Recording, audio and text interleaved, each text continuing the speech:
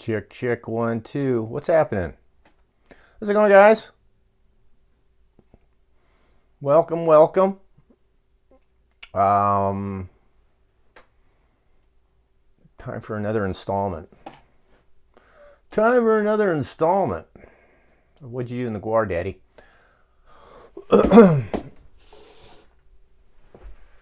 Tonight, till I get better organized at this. I'm just running through long form videos and using those as a basis to talk about different eras and projects and times. Hey, Sleazy, Aurora. How's it going, Aurora? First time Sleazy without costume, quite a jump scare, says Court. Rupert Safkin. Yo. Robo Puffed, good to see ya. Robo Puff's in Kick and Twitch at the same time. Guy really gets around.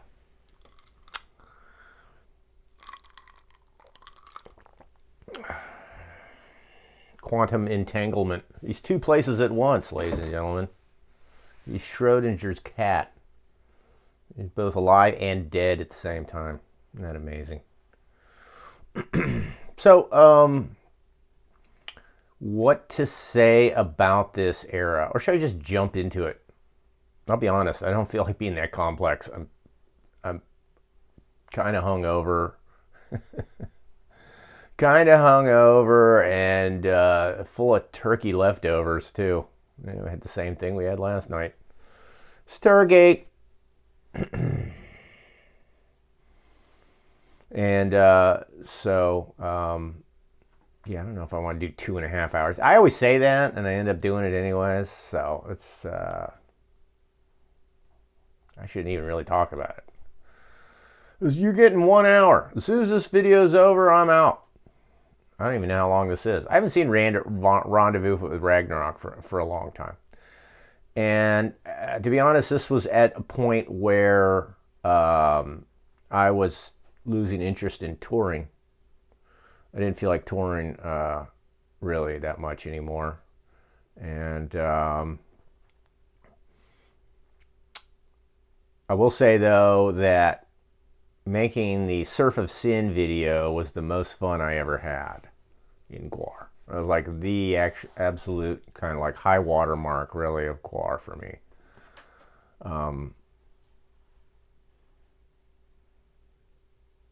Me and Hunter Jackson directed that together. He did the exteriors. And I did the exterior shots. In other words, all the kaiju stuff.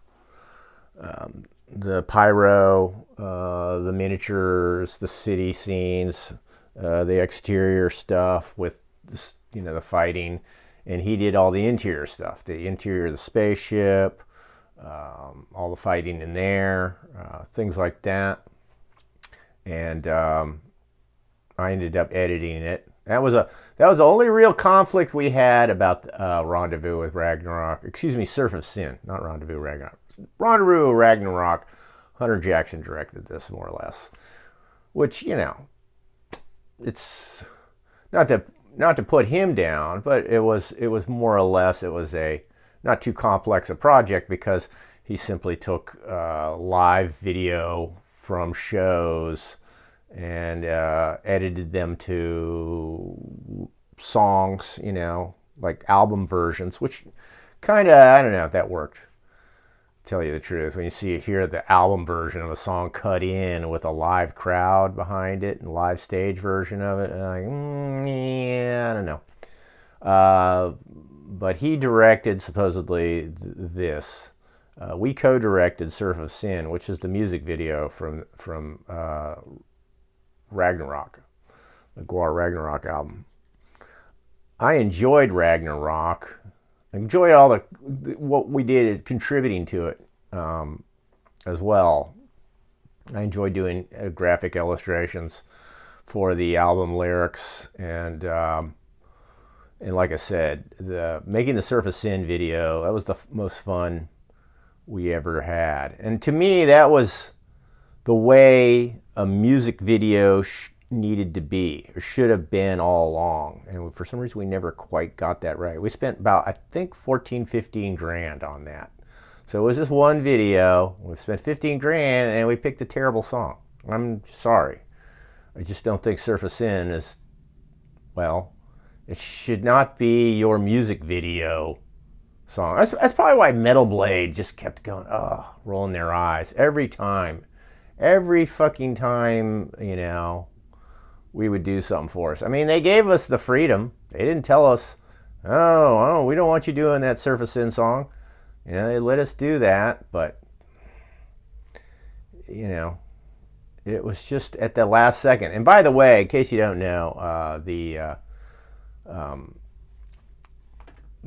End of the World Part 2, or I forgot what title that song. End of the World, whatever part, blah, blah, blah song. That was, for the longest time, that was the Surf Sin. That was Cardinal Sin's theme song. We had been doing that song since like 89, 90, whenever Cardinal Sin first really showed up.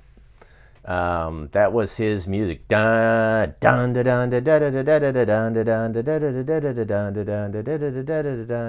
think was kind of an Iron Maiden rip at the time. You know, we had to start somewhere. We always did that too. We'd say, oh yes, Love Surgery, with the Slayer rip in the middle, right? It was always something like that, you know. A lot of songs had, whenever they reminded us of something, we just straight up would call it what it was. But yeah, if that song had been done really well, it certainly would have been a lot better. But what was I talking about was, as far as the conflict between me and Hunter on that video. The only conflict we had was when I edited it. I wanted to have a pre-roll, you know, or a pre-song bit of action, or, you know, like lots of music videos had at the time and continued to have, and a little bit follow-up, or, you know, action afterwards, after the song ended. And because we had so much great stuff, you know, for the video, so much great stuff, it was such a shame to just smash it into 4 minutes and 10 seconds or whatever it was. It was just, you know, it's just like it was a shame. It's like, come on, Hunter, what if I could just have a little bit more on the front end, 10 seconds, then I wouldn't have to rush this, you know. So, you know, it was all these little bits and scenes. It felt like they were just such a rush in the edit, you know, that it was just a shame. That's the way I felt. I felt like it was a shame that video didn't have a little bit of room to breathe on both ends, because there was lots of good stuff that hit the floor as a result. User not found, thank you very much. Appreciate it. Ep911, donate to help find Zog. Yes, you must all donate. You must all donate, or this will cease. I'm holding this hostage. I know, everybody does that. There we go. 11 Shovel 11 has heard the cry. The cry from the wilderness. Please don't take this from us. Anyhow, so to be clear, this tour, the most part. New subscriber. Thank you, Dark Bastard. Much appreciated. This tour and most of this footage was shot in '95. Even the Surf of Sin video was shot in '95. But this project, this video, came out in '97. Full 2 years later. Once again, not great timing. Or just, you know, we always were that way. We always had problems getting our timing down, right? Shit was too late, too early. Lord HP Lovecraft, much appreciated. Thank you. Yeah. And by the way, I would say that this was more along the lines of what the album should have looked like. You're aware of way Ragnarok looks, right? I got to tell this story before I jump into the video, because this, you know, this is the dark side of working with Dave Brocky. Not that dark, but you know, it's just part of the conflict that often was had. GWAR, there we go, Ragnarok. I'm sure this is not one of your favorite. Oops, the wrong one. So I'm sure this is not one of your favorite album covers by any means, right? Look at this. Are they still selling? What is this crap? I guess we own this. Metal Blade Records? No, Metal Blade owns it. We own a few albums. We were smart. We had a high-powered lawyer early on when we didn't deserve one, really, and he finagled some good deals. But one of them was ownership of the album. Well, some of the albums reverted back to us, at least early ones. But let's see if I can get this album cover. Look at that shit. Look at. Oh my God. You can blow it up now.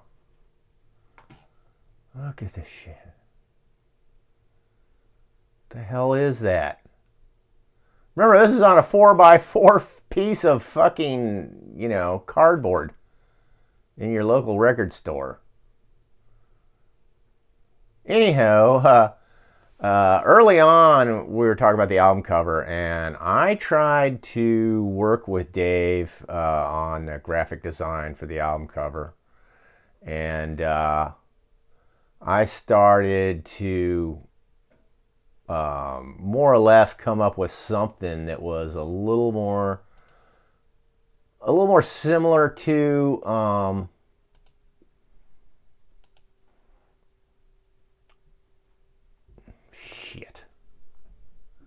little more similar to what the DVD box is, or shall we call it the VHS box, right?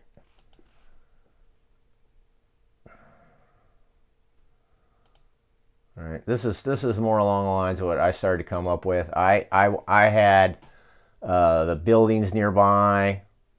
There was a poster that was made that got it closest to being right. But anyways, there were buildings skyline behind this, and they were on fire, and it was kind of like you know, GWAR characters in the foreground. I don't know, fighting or trying to flee.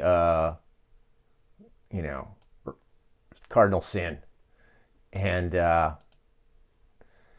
Dave's like, no, I'm trying to create a sense of scale. I want to, you know, you're supposed to show just, you know, epic size of a crowd that, you know, numbers millions or whatever. Look, there's an A-bomb in the back there. You see that? If you're paying attention, there's an A-bomb back there. This is, of course, the Cardinal Sin spaceship, which is also Ragnarok. That's what the whole premise is that Ragnarok is not a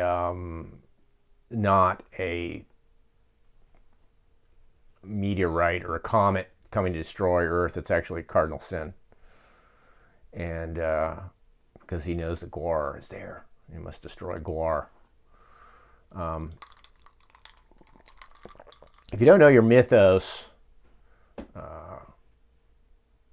the master squirreled GWAR away. They're too destructive to work to be in the master's army, and were banished and squirreled away basically in a remote, out of the place planet where they couldn't be found, to be saved for later, kind of a break glass in case of emergency.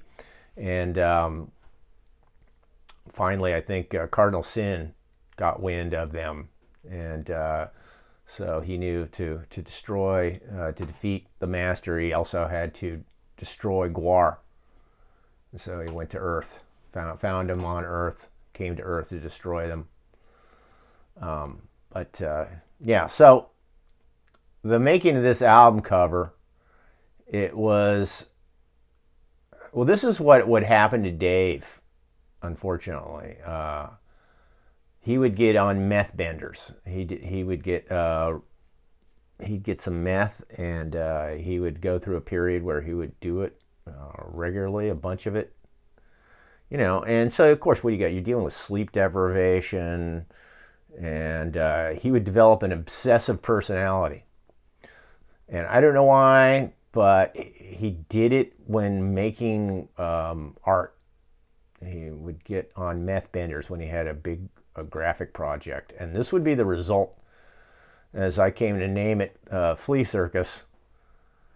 That's what it looked like to me, you know. And yeah, there's a band there. You can see him. Can you see him? Even with it blown up. I said, look, there's a band way back there. This is on, remember, this is on 4x4. Fucking 4x4. He photoshopped these elements and stuck them in there, man. Holy crap. You know, and the letters don't pop. The whole thing's just a goddamn mess. I'm starting to rant now, aren't I? It was frustrating at the time, let me tell you. It was definitely frustrating. Was this one of Dave's crank binges? Yeah. Maybe Sleazy giving him some of that dollar store bathtub batch. It's all Sleazy's fault. He's the one who did it. Well, Sleazy tried to keep him on wholesome, good old crack. Crack buzz only lasts 15 minutes. Crank lasts for 12 hours. Yeah, he would obsess on it, man. And we'd end up with album covers like this. I'm sure Toilet Earth probably was partially a result of that, too. But, you know, there's a few other graphic arts pieces that were like that. Kind of led to the point where finally GWAR, we just decided we're going to let, you know, bring in outside artists like, say, Simon Bisley to do something for us, you know.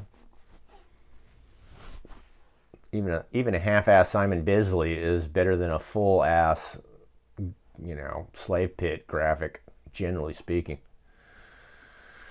So, yeah, I stopped touring after this. I don't know if that has Think You Ought to Know This. It would seem like it would, because it seems like that's kind of integral to the Cardinal Sin story of the Cardinal Sin tour, right? You have the aliens stealing the sperm and all that, the odors of sperm, whatnot. So, anyways, let's watch it. And I'll talk about it more as Temple here. Get ideas. Paranormal investigator. I remember it as if it were yesterday. Well, you know, it started out like a normal show. GWAR show. It was to have been the most glorious tour of all time. This threat is real. They were just having a party to celebrate the end of the world. I was, So this was shot at the Village, which was a common coffee restaurant that we all hung out at. I mean, we lived there, it felt like. It started out. Any other show, you know, is Great place to hook up with friends and chicks. Definitely. this comet is doomsday comet, the end of the world. As the comet It was Ragnarok just part of the The end of the world, man. whole to don't want to leave obliterating college the earth. mentality that any other really show. kind I of was, well, is too also drunk where to GWAR play. came from. And I don't want a real job. I don't want to leave college. I miss college. I miss art school. I want to keep it alive. In an all too unsodomized world. Move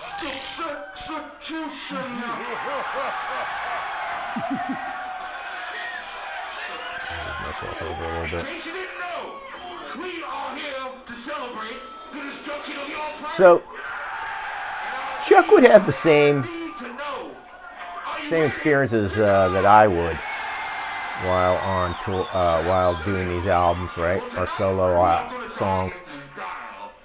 It was just like, okay, no, 2 takes, that's fine. You got it. Out. Out. We want to spend more time on our precious real music. Which flattest dark bastard is Pete Lee. Pete Lee. And Pete Lee's mask design was by me. And I was trying to make him, you know, because the idea kind of was he was a caveman. He killed all the dinosaurs, so I went with a, you know, just basically sort of a Cro-Magnon or more like a Neanderthal brow on him. Right.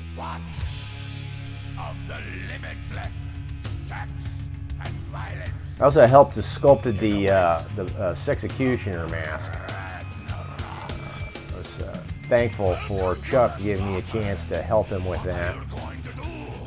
I didn't do it all.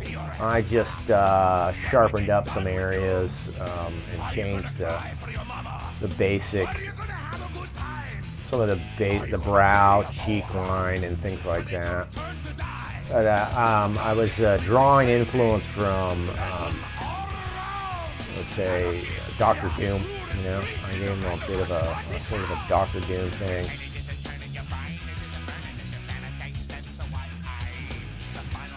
And that sort of solidified. That became the permanent cardinal sin from then on. You know, you see, cardinal sin kind of reminded me of Odorous Urungus during the 90s, because that mask was just all over the place. It was just all over the place.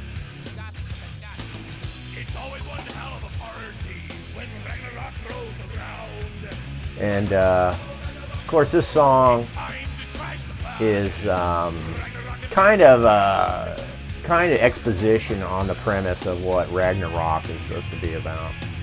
So GWAR's all excited because Ragnarok's going to destroy the planet, they think. That's, of course, been one of their goals, destroy humanity. And, you know, so he lays it out in the lyrics, the whole ancient Viking you know, mythology surrounding Ragnarok. You whip out your baloney, you feel and mighty honey. That's a NWA rhyme if I've ever heard one. Right up there with salary and reality. Although they didn't say reality. You should have. It was funny. How's Chuck doing, by the way? He's doing good. He's doing good, Gert, as a matter of fact.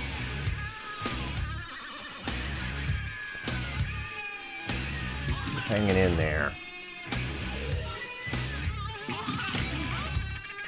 He's up there in New York, and he's gotten into some other work, which is he's really enjoying, which is more artistically based than what he was somewhat doing before. He was doing a lot of, I think, work with Union set and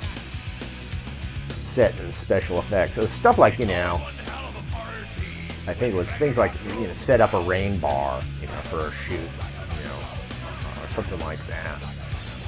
Which is great work, and you can get paid real well, and you got all these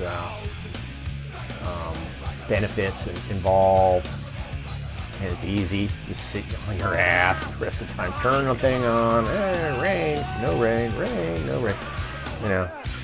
Not to denigrate what he's doing, I'm just explaining kind of like how union work can be. Oh, look, we are going to have something, we are going to see, I think you ought to know this. Cool.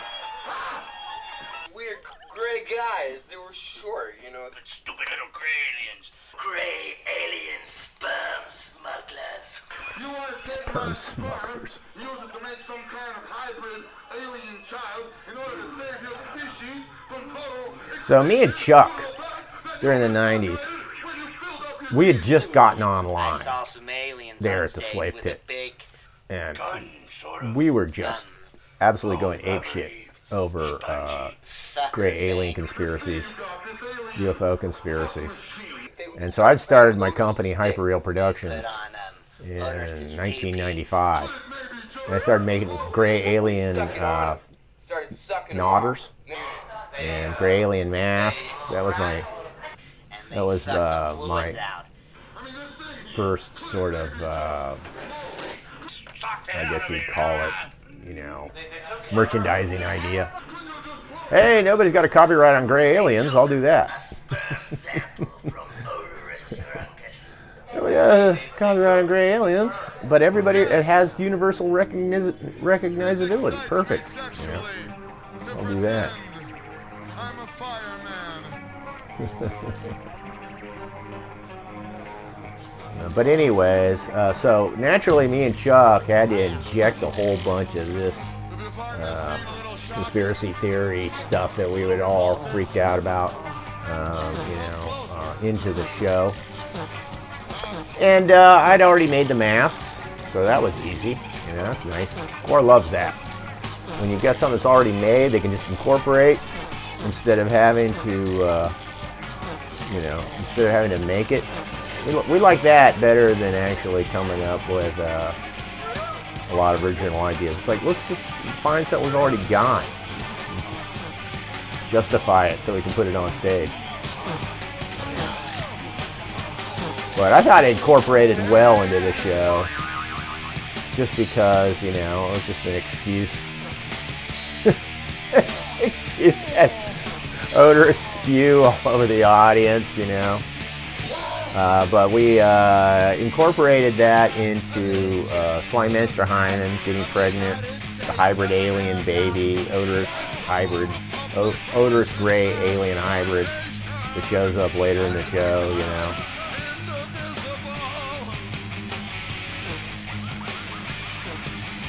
They seemed like the anal probing a bit much. No anal probing. Just kind of fleshlighting. They were fleshlighting odorous. That's what they did.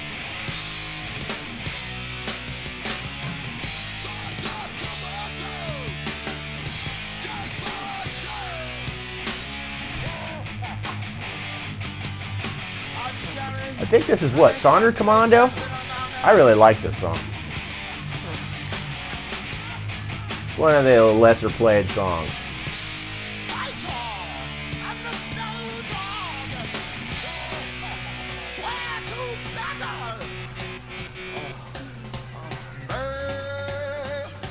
I love the album cover because I couldn't figure out what I was looking at exactly. This Gert. Dark Bastards is a dubious album cover. Great album though. It was, to me, that album is a transitional album from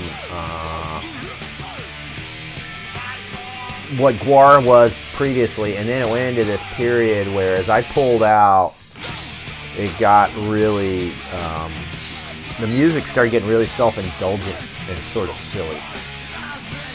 You know, you had We Kill Everything and Carnival Chaos shortly after this. I don't know what order those were in. Was it Carnival Chaos and then We Kill Everything after this?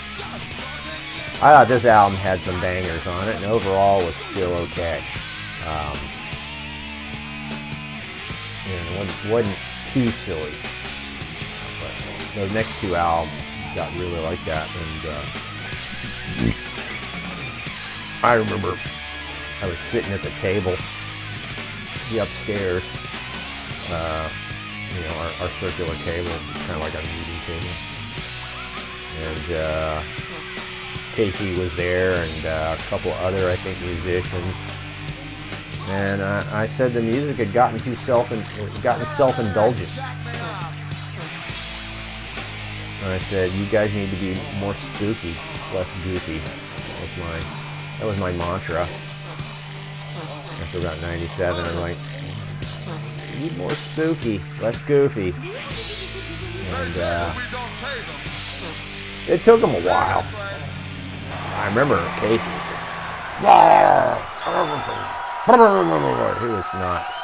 he was not going to hear that. Self-indulgent. I don't even think he understood what I meant by that. But what I meant by it was, you know,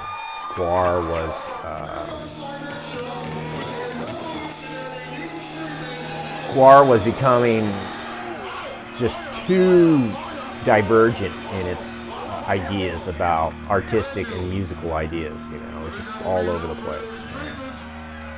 It's like Dave was starting to become more of like, is this really GWAR, or is this kind of DBX with costumes.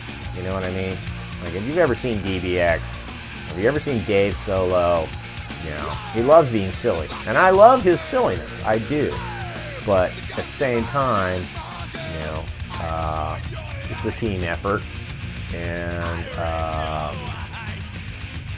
we're trying to do something that's metal, you know, for the most part. If not, if you want to call it grunge metal, fine, but, you know, trying to do something that's metal. Have you read Dave's book? Never. Gorgul, that one? I read some of it. It's almost unreadable. I'll be honest. Gorgul's terrible. I like the premise okay, you know, but, Gorgul. I remember talking to Chris Bopst, the original ballsack from the early 80s, the mid 80s era GWAR, and he was just like, called it unreadable. Yeah, but you know, Dave loves war. He loves to research and read all about war. He made it all the way to Stalingrad. So he took a vacation. He took a trip to Russia. It wasn't what's left of the Soviet. Yeah, it was Russia. It wasn't Soviet Union anymore. And yeah, visited Stalingrad. He was just fascinated by World War II, but he was especially obsessed with that one battle, Stalingrad. And you know, it worked its way into all kinds of lyrics and you know, storylines of his. He did comics about Wargul, of course, Stalin's Organs. You know that song.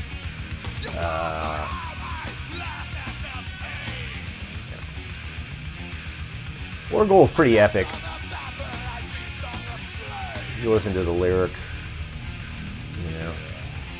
I have to say, to me, is what's kind of missing from GWAR is that the person writing the lyrics is not really into those things that are the origin of GWAR, you know, or basically the driving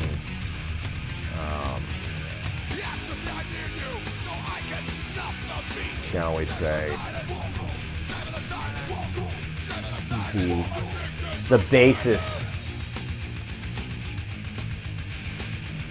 How can I put it?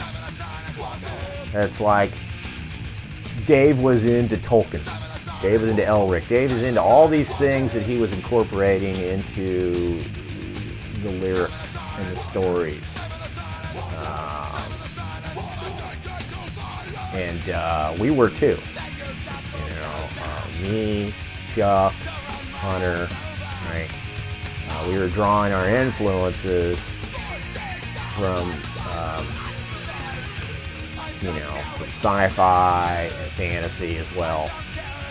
And we knew our shit. You know what I mean? We knew our shit. Unfortunately, I don't feel like people writing lyrics right now know their shit as far as those kinds of, shall we say, influential elements, you know, that GWAR is supposed to be about. Right?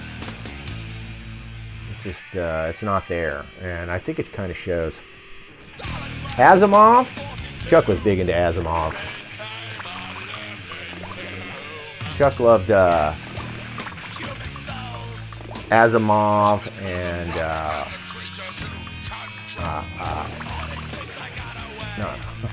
Heinlein. Yeah. I was drawing my influences from sci-fi comics mainly and sci-fi film. So I'm drawing my influences from everything from heavy metal, Corbin, Kirby,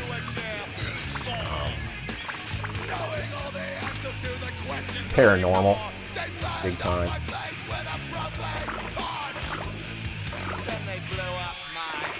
She's being inseminated, by the way. That's how she got inseminated right there. Today's lyrics, yeah, love you, baby. Is Dave the who died recently? Aurora Sonic? Dave Rocky? Yeah. Was Dave a socialist, is Gert? A bit. When he was on one of his crank binges, this is a funny story. Smells like sperm up But here. I think I might have told this Smells before. like my sperm. But I love that smell.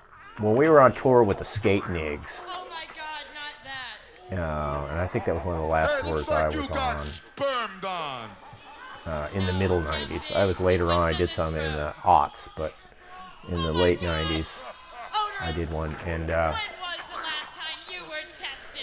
we were with the Skate Nigs, and Dave was reading some Because, fucked up shit, I got it. and he got into a crank.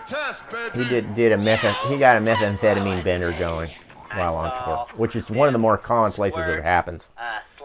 Because you don't get the sleep you need, and then you need do a little bump to maintain while you do press and setup and other things like that.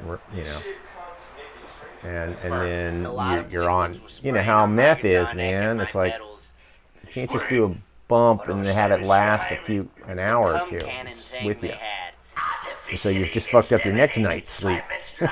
Anyhow, he's on one of his benders, and he started to fashion himself as a, as he put it, sort of like a weird cross between Adolf Hitler Then it got weird. and Mahatma Gandhi. He was going to lead this cultural, political revolution in America. He was going to be the leader of it. Baby, you're so fat. And, It's almost like you're basically take down the existing system is what he fantasied or envisioned himself doing. And we were at some Texas hotel motel, and we were going to check into our rooms. And I was on the elevator with the lead singer of Skate Nigs. I can't remember his name. And Dave. And Dave was in the process of pitching him on this great endeavor, and he wanted this guy, he wanted him to join him, and I could tell the guy was just like, yeah, okay. Yeah, sure, Dave. Yeah, that sounds really good. All right. My hotels, this is my floor. Yeah, okay. I gotta go. And then Dave could tell I had my cynicism scoff mode, just kind of smirky over there to the side of the elevator, watching this all go down, and turned towards me, and he detected my skepticism, and he was like, basically forced me up against the wall and more or less said, "You're either with me or you're against me." Which I just sort of laughed off. It's like, okay. Carnivorous brain. Carnivorous brain. I couldn't spell it. Carnivorous brain. Welcome. Thank you for subscribing. Much appreciated. Sounds like early Russell Brand, says Jaden Cage. Could have been. Hey, Sleazy, I'm watching VHS 85, and I think I caught GWAR in that movie for a few seconds at the 119 mark. Interesting. VHS 85? Is that Weird Al Yankovic's movie? Is there a little bit of GWAR in there? I didn't realize. GWAR always reminded me of S. Clay Wilson. Thank you for mentioning that, Timber Korea. To me, Dave's art style was very much S. Clay Wilson. Like, he was S. Clay Wilson. I was like a cross between, I don't know, Mort Drucker of Mad Magazine. Probably. People said I had a tendency to look like that. This is my EC influences and my Mad Magazine influences. Hunter had his own real style, but it was kind of like a cross between To me, it was kind of a cross between American Underground and anime, or excuse me, manga. Dave had that, Hunter definitely was influenced by the Japanese stuff, big time. And Chuck, of course, was custom culture, you know, Big Daddy Roth, you know, Robert Williams, stuff like that. So if you like look at GWAR, you can see all those elements in there, you know. You see the aspects of all those things, you know, in there, for sure.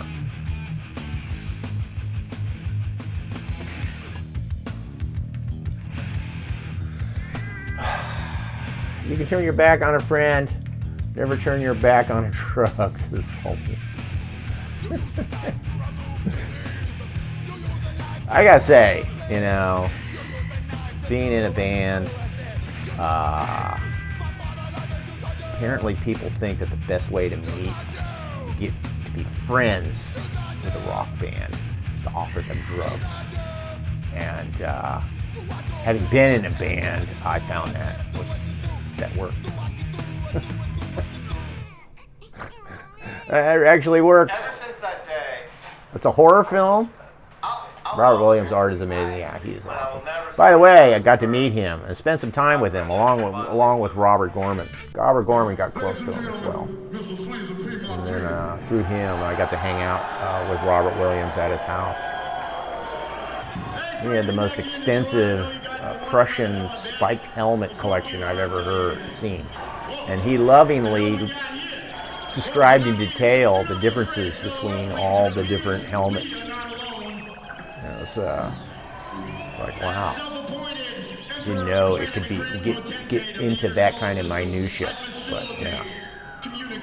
Yeah, he loved his spiky World War I Prussian helmets. Who drew the design of private parts? I guess I did.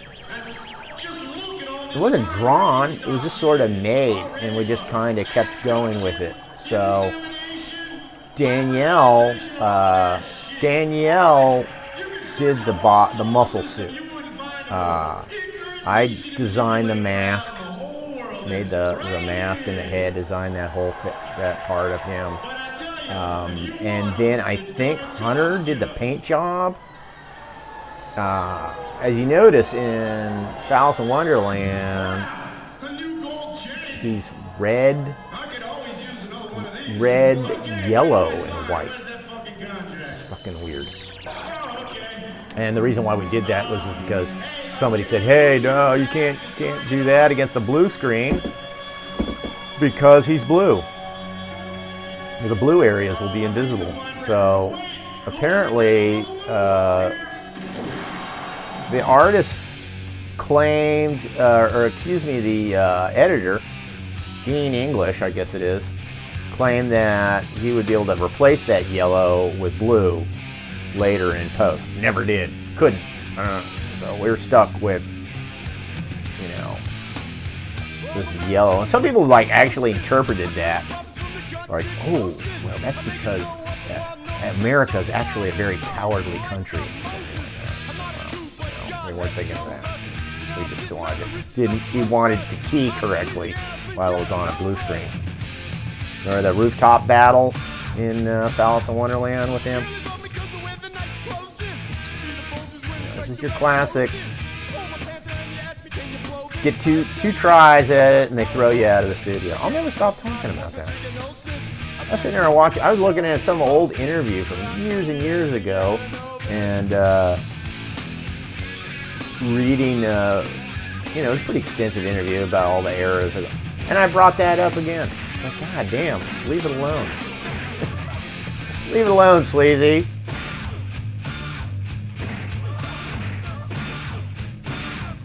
I remember me and Matt riding our bikes to and from, whatever the song. What the hell's going on? Why did you cut out that chorus? Think you ought to know this. Everybody rip everybody else off. Why was that cut out? Weird. I don't know. This copy was found some random weird place. You can see it's got this goofy text here at the bottom. I could have just ran a version. Ew, he slit his eyes. I'm into eye slitting, aren't I? I slit a lot of eyes.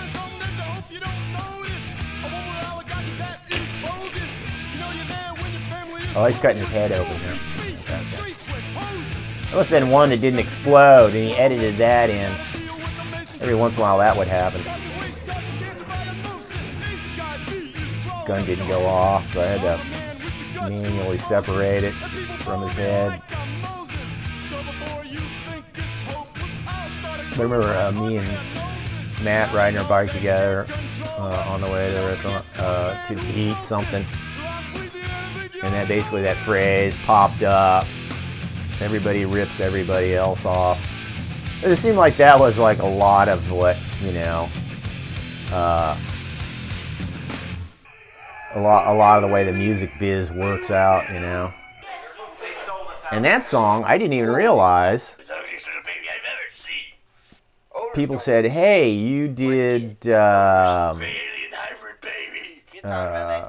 thought I was basically borrowing the flow from Red Hot Chili Peppers. Oh, was it Otis's baby? Yes, it was Otis's Right. baby. No, was it the alien baby? Sly Minster says she's... What's that song by them?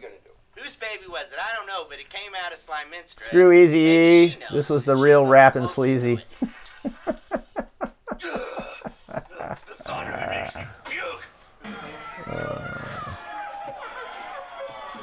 Sleazy needs more rapping during his live streams, says Jaden Cage. People want me to do some music. I'd be into doing some music, but I just don't know how to go about making it happen. Let's spend more time with our baby if you let me fuck our baby. I really don't.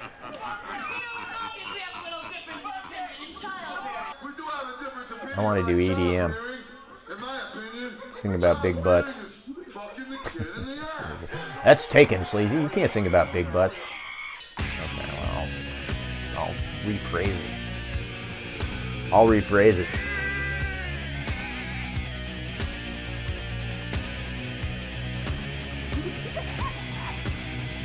This is the Otis baby.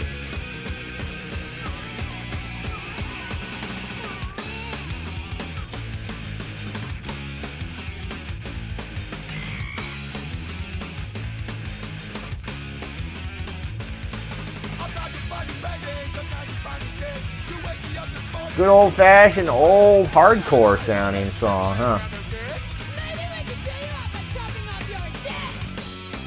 This is from the next two albums, isn't it? This is from Carnival Chaos, We Kill Everything era song, isn't it? You really are pathetic, and you call me a slut, then you walk around all day with bitches up your butt. These small bitches like me. They like my disease. Well, maybe there's hope for you, but first, get on your knees. Hey, wait a minute. I don't want it. Lazy D should tour with Big Mike as an opener. Who's Big Mike? Carnivore Chaos says this was on Ragnarok. I find that hard to believe. Now I'm dying to know. Anybody remember the name of the song? I feel like this is definitely.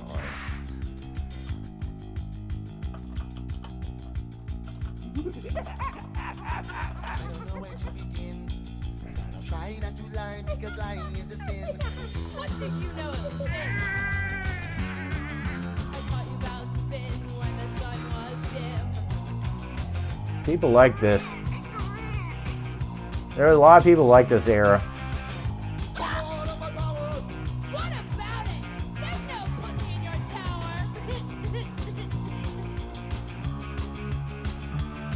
I could have any woman that I want. The fact that you raped them is nothing to applaud. Well, you got me there. But wait a minute. But what about song?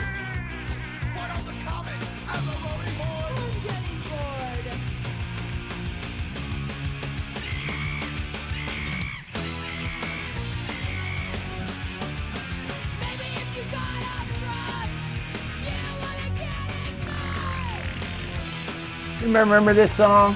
The title of it? Fire in the Loins. Gotcha.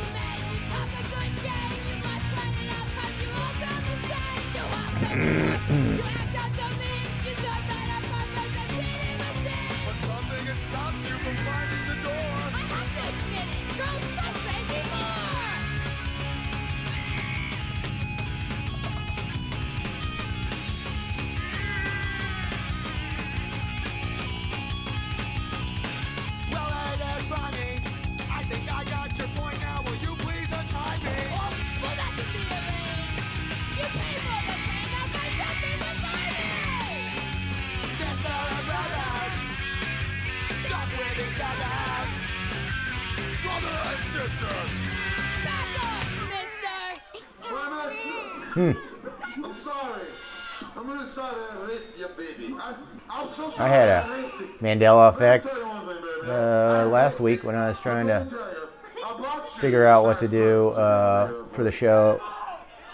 For some reason, I was sure Toilet Earth came before America Must Be Destroyed. I had them all mixed up. Roughneck MP 173. Sleazy, let Dawn out for a bit. Well, how about that? Yeah. It's nice. It's nice not to have to put on the makeup. Really know how to please a real woman. That's okay. My upper lip is like kind of permanently stained with grease And then, all the time. We have a problem, People look at me weird. motorist. I forget. the legions of I Cardinal forget it. Sin I look came like down. that. Fire in the Loins. Okay, I'm gonna have to look up Fire in the Loins now. Deacons of Doma. Specifically. I didn't see it in the album.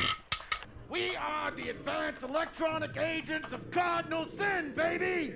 Cardinal Sin. Ooh, wow. Cardinal Sin will be here soon. Came down to steal the baby away from GWAR. Give to us. Okay, Fire in the Loins is in the Ragnarok album. Good call. So as you fans were, they know this stuff better than I do. Such an ugly, smelly little baby. I gotta piss. That old man bladder. You know what? It's like a broken gas gauge. Like it's stuck on empty, and then you just tap it once and it goes straight to full. Like there's no. It feels like it just nothing. Full. Instant. Not like I don't pee either. I do. Frequent urination? That could be a problem. Be sure and see your doctor.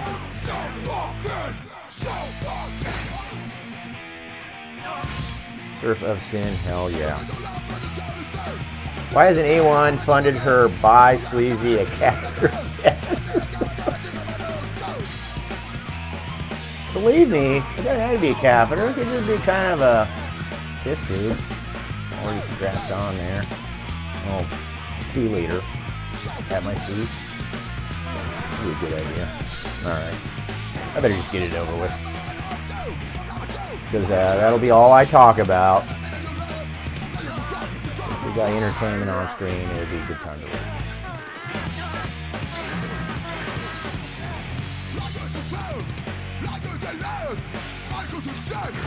I could get dead.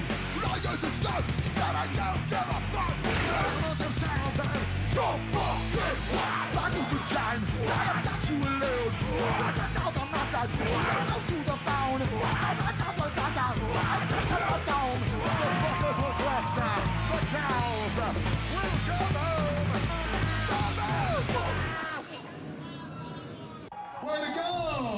Thank you, Prime Minister, for letting our child get kidnapped by sex-hungry space aliens. No, wait. Strange one. What do you want to do with our alien space child?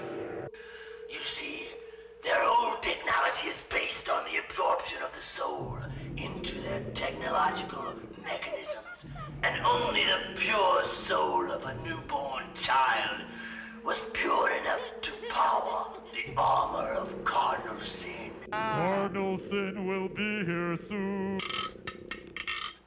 You think Cardinal Sin's a comet, baby? That's right, we do. They sold us out. They played us. We were really expecting a comet. Cardinal Sin is not a comet. Huh? But turned out to be this robot guy. We didn't know. It was a robot. Giant robot. And it ain't no comet. Cardinal Sin is the most excellent robot monster, baby! Huh? We didn't know it was a giant robot. Merely Cardinal Sin coming to pick a fight with the big boys. And then it hits. So, this costume's another collaboration. Like I said before, Cardinal Sin initially was just basically found art, modified. It was a road cone, and Mike Delaney took a road cone, he cut off the base, and he cut out the interlocking, basically zigzag tooth pattern, and some eyes for some holes, and that was initially the first one, and then Dave Muscle took that and he modified it more, made it more elaborate, kind of Baroque in a way, with the wings and whatnot on it and stuff. And Hunter changed the mythos suddenly. It was initially Sultan of Sin, and then he became Cardinal Sin, and that's where Hunter came up with the mythos about them powered by the innocence of children, along that line, or something like that. But anyways, I made this body. This was a pain in the ass. I made the fucking thing out of, I made a mold for this, man. It was a big mold. This is a urethane rubber mold with a FGR blanket backing. And so I made the whole, this part. I made the previous two Cardinal Sins, the other Cardinal Sins as well. He's big. So it got passed to me. Hunter and Matt McGuire did the arms and hands, and the legs and feet. So that was how basically that project was broken down between us. And so what I went for is I kept trying to kind of clean up the design. But you see Cardinal Sin, you see that my influences are Lost in Space. Lost in Space, but combinations of Robbie the Robot and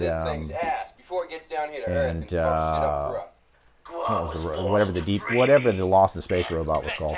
He was just called Robot, wasn't he? Sleazy, was there ever a "it used to be about the music"? You changed, man. Fight in the band. You came in a little late, Cynical Survivor. I was telling the story where it took an artist to say this, kind of. It was funny that it was, but I felt like they were getting self-indulgent and had lost the plot musically. I said that at a table with a bunch of them, with Casey and another musician, a couple of them. I said, "You guys have gotten self-indulgent," and he was irate. He was pissed. Hear that? What happened to the Cardinal Sin? Okay, the Cardinal Sin video has that come after this? The short video, the Surf of Sin video. I'll have to run that. Can't finish out with this. That's the whole point of this. Surf of Sin.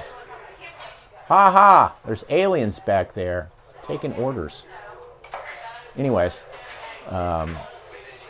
yeah, I said they were, gotten self-indulgent, and they did We Kill Everything in the Carnival Chaos, and I felt like I said, you guys need to get more spooky, less goofy. They didn't listen to me at the time, but these things take a while. You plant ideas, they're like seeds within the band, and then they take root. If they're a good idea, they take root, and slowly over time, they take root. But generally speaking, I can't believe that doesn't have the Surf of Sin video in it. Did it happen while I pissed? I don't think so. So yeah, they didn't like that at all, but they didn't listen for a while. And then after Pete Lee left and Corey Smoot came in, then they decided to start taking the music and making it more brutal, more metal, you know, which is always the way I've wanted it to be. I did, you know. It's like I didn't want it to be as cartoony as it would be at times, you know. Sure, on occasion, you have a secondary character come in and do a song. But my favorite songs were, you know, things like Love Surgery and King Queen and Maggots and, you know, songs like that. Those were the songs that I liked.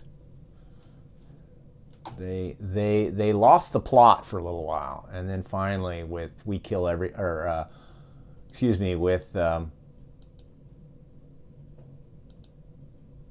with their album Violence Has Arrived, they got back on track, and they stayed on track there for about 4 albums. I thought that was. Were there pieces that were missing, or am I just high as using on? I don't know.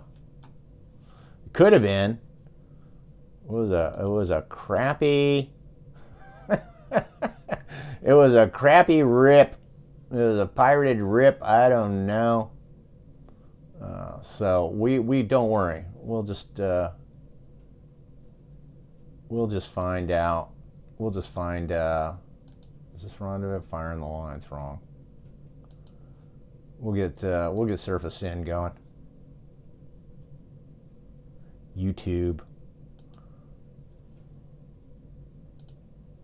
Is this the same thing? So this is the same thing. I don't even know where the opening credits are. That's crazy to me. Right? How long is this? Did it end the same way? Yeah, it just ends with Cardinal Sin dying on stage. I'm surprised that was never incorporated into the live show. Here. Sorry, you're not seeing what I'm seeing.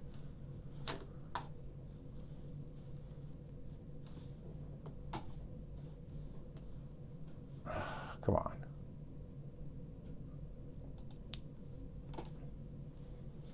Yeah. So definitely want to show Surf of Sin and talk about it, because it was an interesting experience, to say the least. Surf of Sin.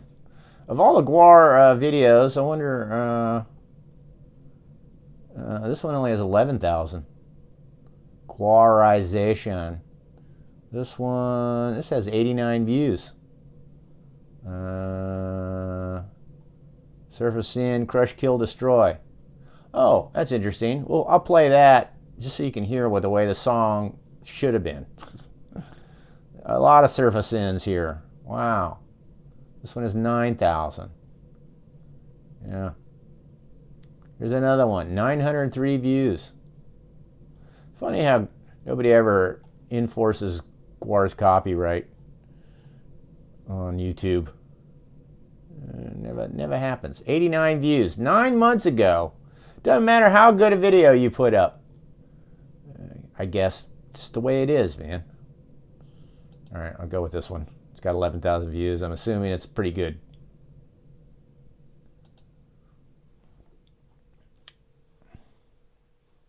There's the old, good old set.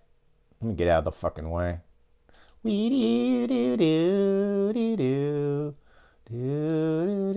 I'm always in favor of recycling sets. We didn't do that enough. That's one of the few things we made for this. We made all this proppage. This was new. This was the interior. And this was on our 2010 Chamberlain blue screen. And we were supposed to have stuff back here, and once again we made the mistake of moving the camera. You can't move a camera and make a blue screen work for you. Another thing we learned the hard way is you can't use 16 millimeter sucks for blue screening. We used it, but it sucks. So we'd leave the blue. We just leave it. We didn't have a background. We were supposed to have a background there, and we didn't even use it. So we just left it blue.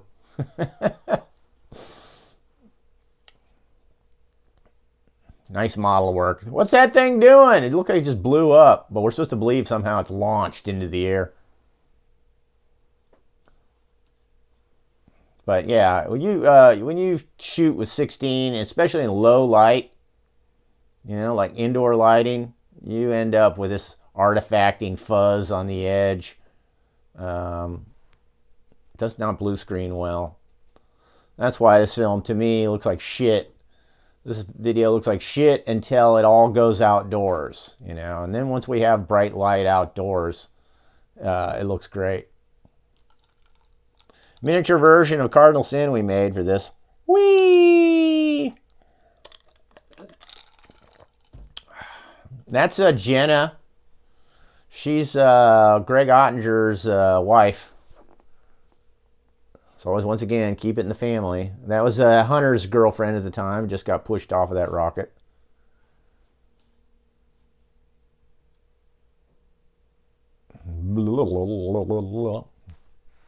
You can see the artifact. Another thing we did was stupid is we had smoke. You have 16 millimeter and you have smoke?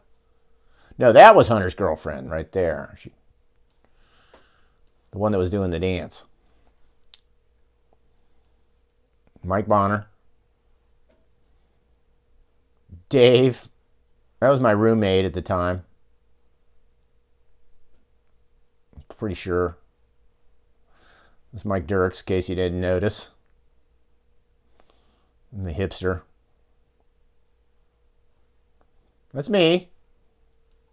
Recycling those extras. That's Scott Crawl. It's me again. There's Chuck Varga. Oh, over you go.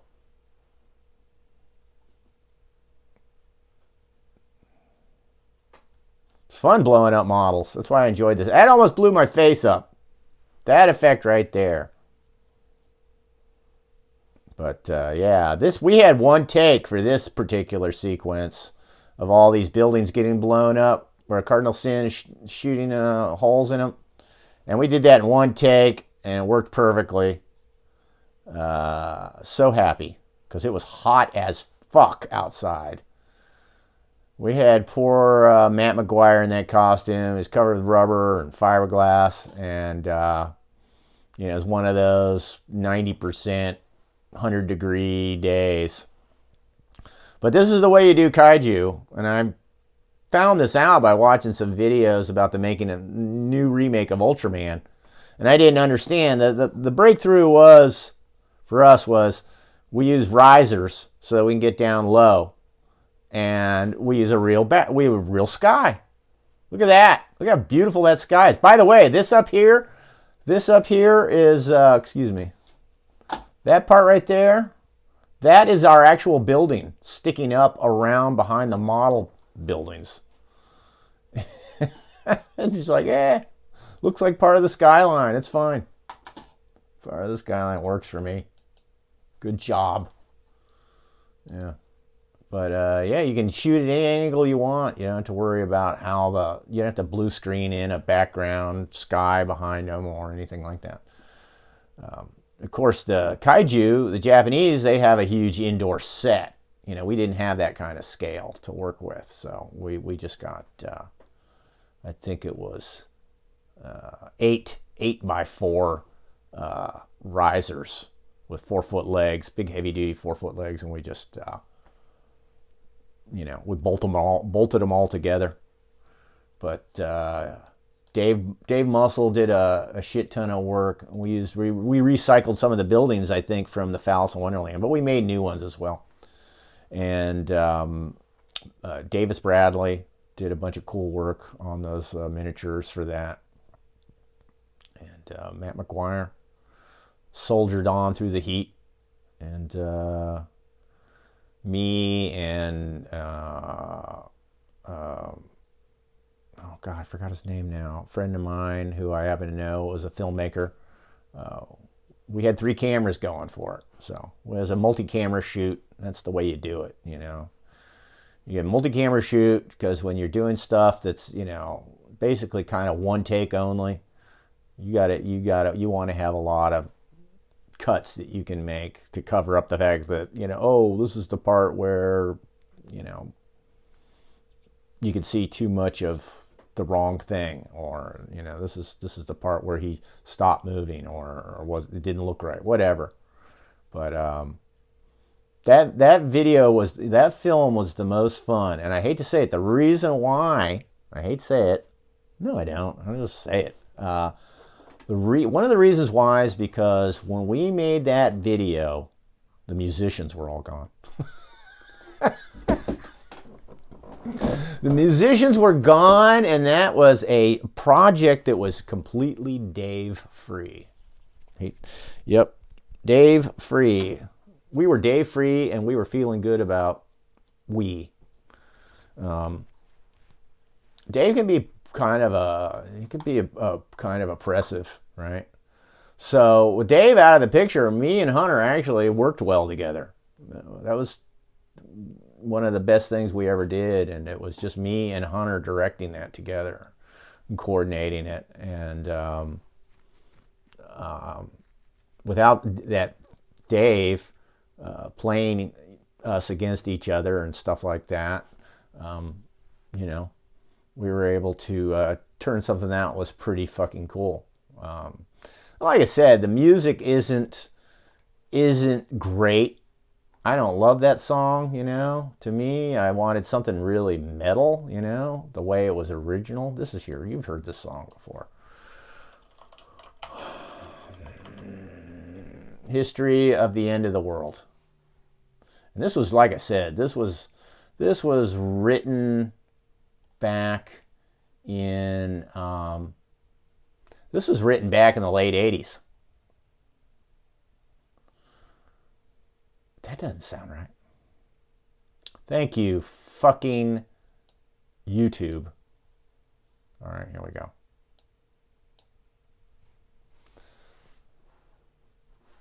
So, you know, you can see there's like giant monster coming out. And we'd have a big fight scene. This is what this was for. This is fight choreography music. And then during the End of the World tour, sorry about the lag. During the End of the World, or during the Masters of the Universe type, I don't know what they called that tour. This became the Masters, was put to while the Master fought. I was outraged. Just felt like it was just like, this is sacrilege. This has always been Cardinal Sin's theme. What the fuck, YouTube? You're bullshit. You are such bullshit. The fuck? Ugh. The hell? Why do you do this sometimes, man? I give up. So I'm just going to put copyright issues on it. It's already got copyright issues. Let me go one more. Let me try this one.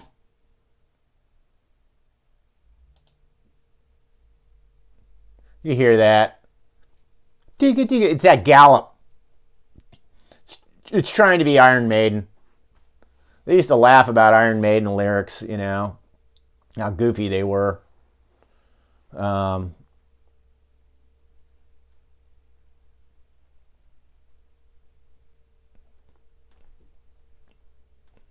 you can see how this is meant to be a fight song.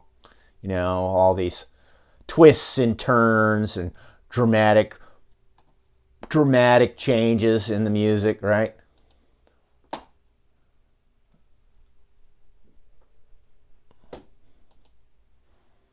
Yeah. Deep. That's enough of this. Fuck that. I guess I could talk over it. No audio. Oh. Desktop. Are you shitting me? I played that goddamn Cardinal Sin song Oh, look, desktop audio is not even playing. The fuck? All right. How did that happen? How did that happen? Why is desktop audio not giving me anything? Anyhow, typical show. Typical show. Fucker. I don't know what's up with YouTube.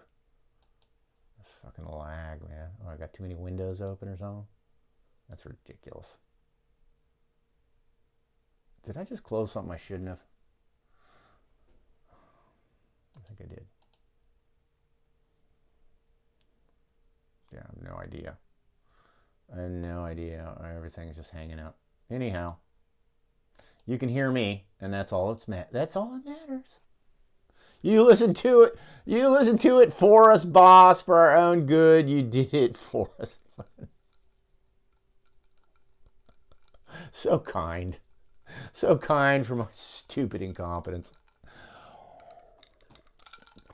I have no idea where my desktop audio went. That sucked. Anyhow. So yeah, that is about it for that era. I'm like bopping around, I guess. I'll be doing live.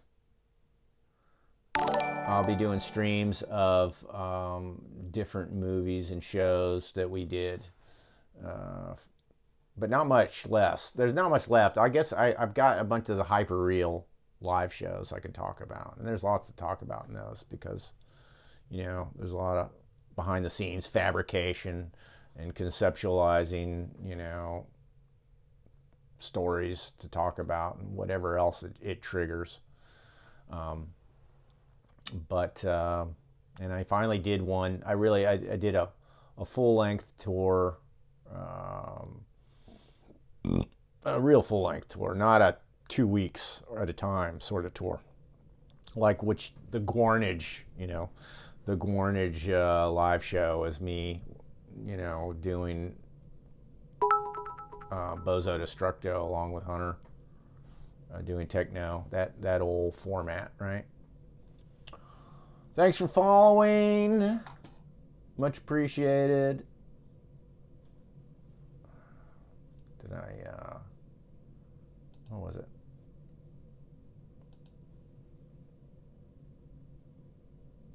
I didn't look at have my screen open. Oh, it's Jackson Boom, Jacko Boom. Oh, look, yeah, and Jactic 69. And East Coast Buds and Natas. These are all people that just followed me. And I just ignored them. Sad. That's sad. That's rude. That's rude. What can I say? Ep911, here's a dono so you can get some desktop sound. I should do that. That should be my ploy to get more money. It's like, you're not gonna hear shit till I get paid. It's all your fault. I can't afford good equipment. Pay me, and then maybe you'll hear something. And I don't think that's gonna work. I don't think that's gonna work at all. The Shining film, Jack Nicholson was reading Playgirl magazine for the articles. What? Audio unlocks with $20 donation. Did I play that whole Surf of Sin? No audio? God damn, man. That's embarrassing. That's embarrassing. I'm just here for the articles.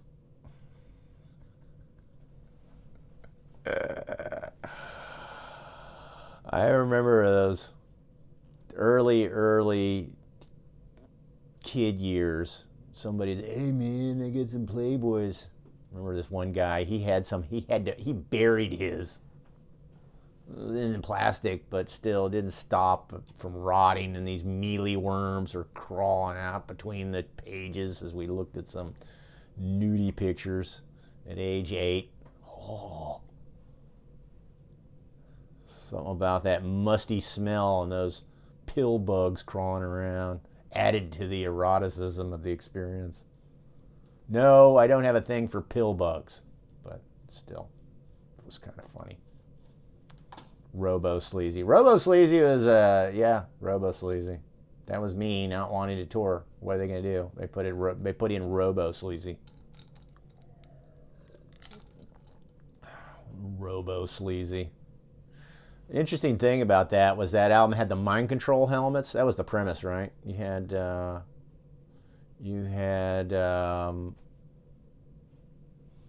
what? It had Turbo, Robo Gorgor, right? And Robo had the mind control helmets they put on the slaves. Well, this band, while on tour in California, those Robo Sleazy helmets got stolen.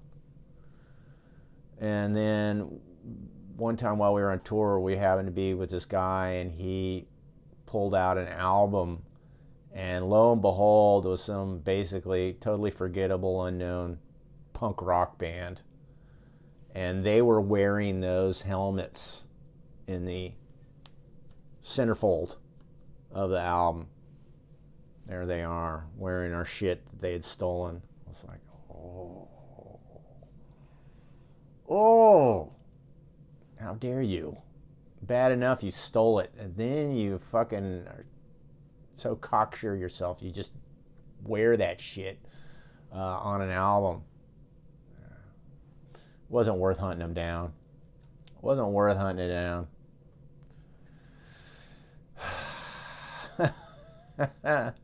We found a porno mag in a ditch as kids, and it was passed around quite a bit. Kind of disgusting. It sure is. Sure is. Little kids will do anything to look at some porn. Get some cigarettes or look at some nudie pictures. They would do just about anything. Not like these kids today, point and click. Although they just changed the law in Virginia. Now they have to provide proof of age, and a lot more elaborate. Not the "I'm 18, I promise" button. Anywho, they would say, "Hey man, that's punk rock, man." This man Rothra. Yeah, I guess so. I don't know why. I'm just going to generalize, but I found our fans, the kids of the West Coast, I found them a little scary. I did. And what made them seem scary was that they sort of they had this sort of dangerous, reckless go for it.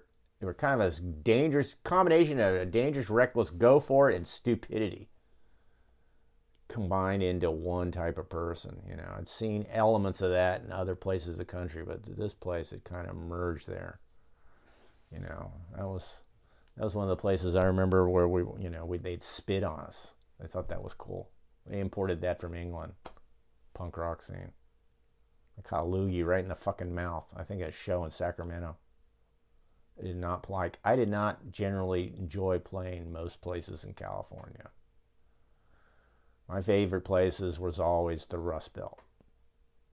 Big stages, good wings, good fans, with a large turnout.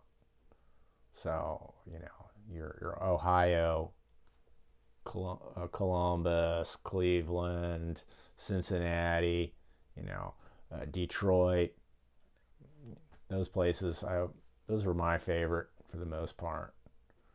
Best combination of club, venue, and fan. California kids are weird. We almost got into a fight with one. We got into a fight. It was a scuffle. One of the members from, I think, the Jackass crew was with them. Had a crew there. They were there to market something.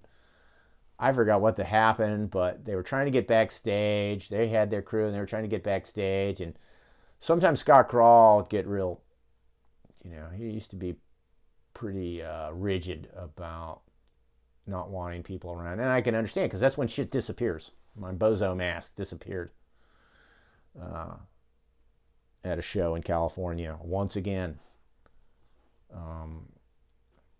It was brand new. I just made it. Redesigned, New mold, new cast, new everything, beautifully painted, disappeared in one of those shows around LA. And I don't know what part of LA, I don't remember. I think I talked about this before. But GWAR, LA, California, just they're dumb. Another fight we almost had in San Francisco show with one of the bands we played with over fucking pizza. Over pizza, man. I just would have thought California kids were better. You know, it's the best state in the union. You'd think they'd be kids would be better, but they're not. No offense, California. Escape from LA in 3D. We did it. Dub 223. We ran Escape from LA. We have not done Escape from New York in 3D, but we did Escape from LA in 3D. Yeah.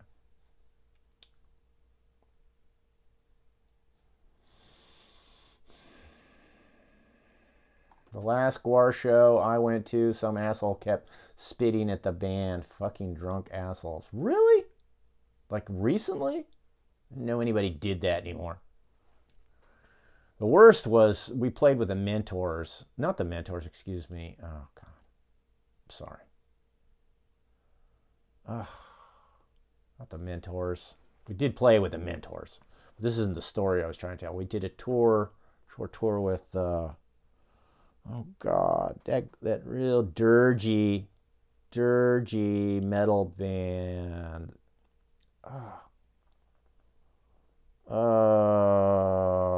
The story won't work and I can't figure out who it is.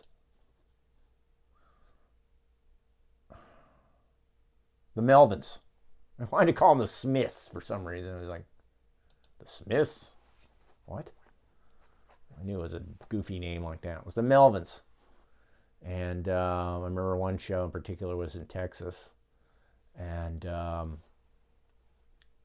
I've heard this described about other bands. I think Henry Rollins told a story about what it's like to open for some band that the audience has a lot of allegiance to. And he said, when you show up, when your band is playing, all they see is somebody who's basically wasting their time and preventing their favorite band from taking the stage, and therefore they hate you. And that's the way this Texas crowd treated the Melvins. They were not interested in the fucking Melvins in any way, shape, or form. And yeah, they wanted them gone. And they that show they played, it was just raining spit. It was raining spit on them, man. You know, that's another thing. You know, our taste, musical taste amongst members of the band was quite eclectic, and you know, we didn't want another cookie cutter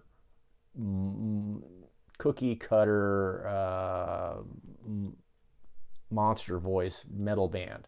You know, it was not what we wanted, and so, you know, a lot of fans definitely some fans of the Melvins within the band, so that's why they were chosen. But as Joe Dirt would say, it's not what you like, it's what the consumer likes. And that was a situation the consumer did not like them. We liked them. They did not. ICP fans are like that? Yeah. Yeah. Exactly. ICP fans can be like that. Metallica. I think that Henry Rollins story might have been about Metallica. I don't know. But you know, when you're up there, you're just blocking the way to what they're there for. It's like, no, dumb shit. If there was no opening band, then there would be nothing. You would just be waiting till 10 o'clock. You're waiting till 10 o'clock regardless. So you fuck. But that's the way they are. Melvins were good in my book. Mojo Nixon, he mentions GWAR. He mentions Sleazy P. He mentions smoking weed with Sleazy P in one of his lyrics. That's my great claim to fame. I heard Buzzo likes to explode people's heads with feedback in those situations, his carnivorous brain. He could probably do it. You could probably do it. The very last GWAR show I went to, some assholes kept, yeah. Kilroy said, none taken, Sleazy. I guess you were in reference to how I was talking about Californians. You can understand why something like Jackass or, you know, crazy, outrageous stunts that would come from that state. Extreme sports would come from that state. You can understand why. It seemed like people were reckless and dumb. Scary kind of reckless and dumb. But anywho, yeah. All right, crackheads. Oh, I did it again. Dropped character. All right, GWAR fans, Bohabs. That's what I should be calling you. I should be calling you Bohabs. That's the other nickname. Thanks for showing up. Happy Thanksgiving. And I will see you tomorrow night at the usual time for the regular Rumble rant, Rumble live from the bunker sleazy show. And I'll keep doing these every Friday night. Hopefully you guys will keep showing up. I'll try to get better. I'll try to get more elaborate. I'll try to be better prepared, and I will try to bring guests. I say that every week. Yet to happen, but I will. Let me guess. Is VJ ENIAC, is he going tonight? No, he's not. Let's go see the Fantastic Plastics. No VJ ENIAC, it looks like. All right. Well, anyways, VJ, are you there? Thanks for showing up. And I appreciate everybody being here tonight. I appreciate all your support. And I'll see you, you know, the usual times. That's why that shit just keeps scrolling by endlessly. You know? All right. Happy Crackgiving, everybody. Sleazy P. Martini. A chickanoo.